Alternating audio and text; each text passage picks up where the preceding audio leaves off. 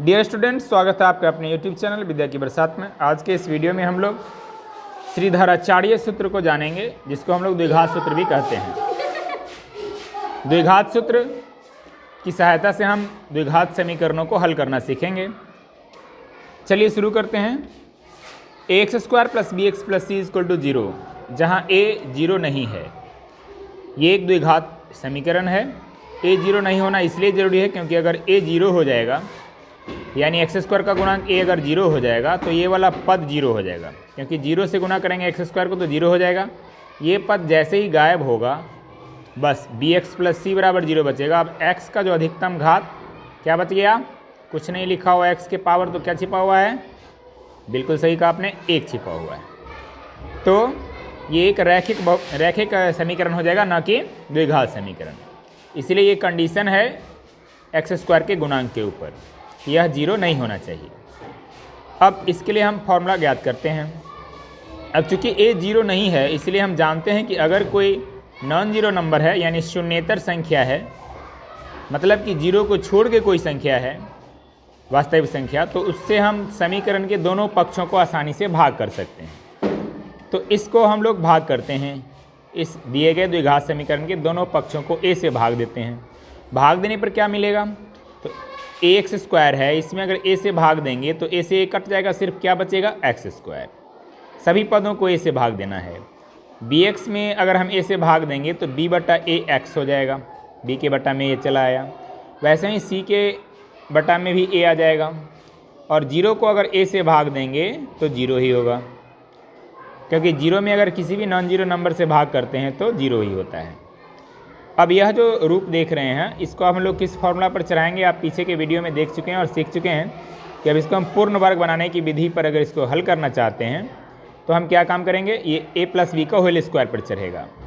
अब a की जगह पर x है तो a² यानी x² है, प्लस 2a भी फार्मूला में होता है, तो 2 के जगह पर फार्मूला में 2 के जगह पर 2 ही लिखेंगे। a के जगह पर x है तो x लिख दिया। अब b के जगह पर क्या लिख दें कि ये वाला पद इस पद के बराबर हो जाए? दिमाग लगा के देखिए। आप पाएंगे कि यहाँ पर हमको लिखना होगा b/2a, क्योंकि 2 से 2 कटेगा तभी तो b/a बचेगा और इंटू x। अब आप देख सकते हैं a² + 2ab आ गया। अब प्लस b² तो b की जगह पर b/2a है, तो b/2a का होल स्क्वायर हमने लिख दिया, ताकि ये पूरा का पूरा जो है a + b का होल स्क्वायर पर चढ़ जाए। अब जिसको हम लोग ऐड करते हैं उसी को हम लोग सब्ट्रैक्ट भी करते हैं। जिसको जोड़ेंगे उतना ही घटाएंगे, तभी संतुलित रहेगा। तो b/2a का होल स्क्वायर हम घटा भी दिया, और plus c/a same to same उतार दिए। इस प्रकार हमें यहाँ से यहाँ तक जो है वो a + b का होल स्क्वायर पर चढ़ गया, यानी x + b/2a का होल स्क्वायर हम यहाँ से यहाँ तक लिख सकते हैं, क्योंकि a की जगह पर x है और b की जगह पर b/2a है। ये माइनस वाला टर्म उधर गया, प्लस हो गया b/2a का होल स्क्वायर, और प्लस c/a उधर गया, माइनस c/a हो गया। अब b/2a का होल स्क्वायर b²/4a² हो गया, 2a का होल स्क्वायर 4a² हो गया, और माइनस c/a। अब इन दोनों का एलसीएम लेंगे तो 4a² हो गया। अब स्क्वायर उधर जाएगा, प्लस माइनस चिन्ह के साथ रूट अंडर का साइन चला आएगा। अब 4a² का स्क्वायर रूट क्या हुआ? 4 का वर्गमूल 2 हो गया, और a² का a हो गया, क्योंकि स्क्वायर से रूट खत्म हो गया और ऊपर यही रह गया प्लस माइनस चिन्ह के साथ। अब x + b/a है, अब इधर से प्लस वाला को उधर ले जाएंगे तो माइनस हो जाएगा, यानी अगला हमें जो समीकरण का लाइन है ये मिलेगा, x = -b/2a + -√b² - 4ac/2a। अब 2a और 2a का एलसीएम 2a हो गया, तो x बराबर आ गया -b + -√b² - 4ac/2a। ये जो देख रहे हैं यही एक सूत्र है जिससे हमें x का 2 मान निकलेगा, एक बार प्लस चिन्ह लेकर एक बार माइनस चिन्ह लेकर के। इसी को हम लोग श्रीधराचार्य सूत्र या द्विघात सूत्र भी कहते हैं।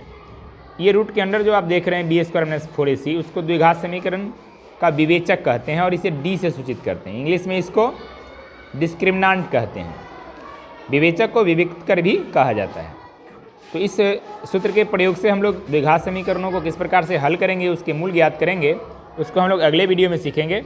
उम्मीद है आज आप श्रीधराचार्य सूत्र को ज्ञात करना सीख चुके हैं। इसको डेराइव करने के लिए भी एग्जाम में कभी कभी पूछा जाता है, इसलिए इसको खुद से एक बार अभ्यास कर लें, क्योंकि 5 अंक स्तरीय में ये क्वेश्चन पूछा जाता है। मिलते हैं फिर नेक्स्ट वीडियो में। आज के वीडियो में बस इतना ही। बहुत बहुत धन्यवाद।